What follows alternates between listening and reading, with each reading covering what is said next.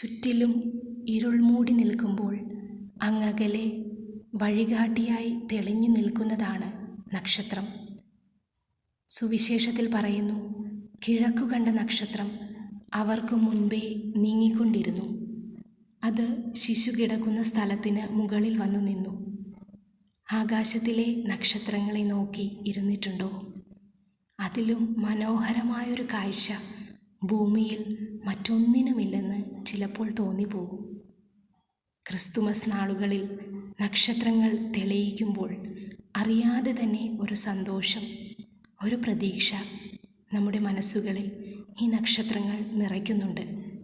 അതെ, ബത്ലഹേമിലേക്ക് ഉണ്ണിയേശുവിനെ കാണുവാൻ ഇറങ്ങി പുറപ്പെട്ട ജ്ഞാനികൾക്ക് വഴിയിൽ പ്രതീക്ഷ നൽകിക്കൊണ്ട് വഴി തെറ്റിക്കാതെ ലക്ഷ്യസ്ഥാനത്ത് കൊണ്ടുചെന്ന് നിർത്തിയത് ഈ നക്ഷത്രമായിരുന്നു.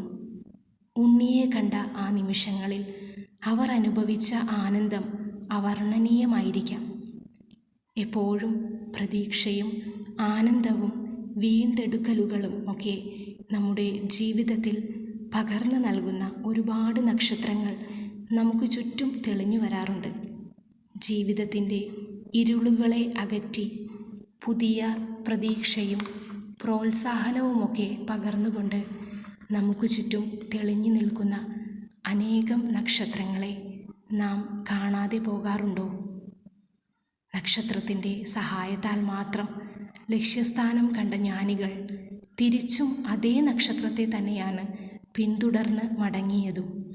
നമ്മുടെ ജീവിതത്തിലും സഹായഹസ്തവുമായി കടന്നു വരുന്ന നക്ഷത്രങ്ങളെ ആ നിമിഷങ്ങളിൽ മാത്രം നന്ദിപൂർവ്വം സ്വീകരിക്കാതെ തുടർന്നും നമ്മുടെ ജീവിതങ്ങൾ നന്ദിയോടെ, സ്നേഹത്തോടെ, പ്രതീക്ഷയോടെ ശോഭിക്കുവാൻ, ഒപ്പം അനേകരിലേക്ക് നക്ഷത്ര വെളിച്ചമായി കടന്നു ചെല്ലുവാൻ നമ്മെ ഏവരെയും അനുഗ്രഹിക്കണമേ എന്ന് പ്രാർത്ഥിച്ചുകൊണ്ട് ഈ ക്രിസ്തുമസ് ഏറെ ശോഭയുള്ളതാക്കാം.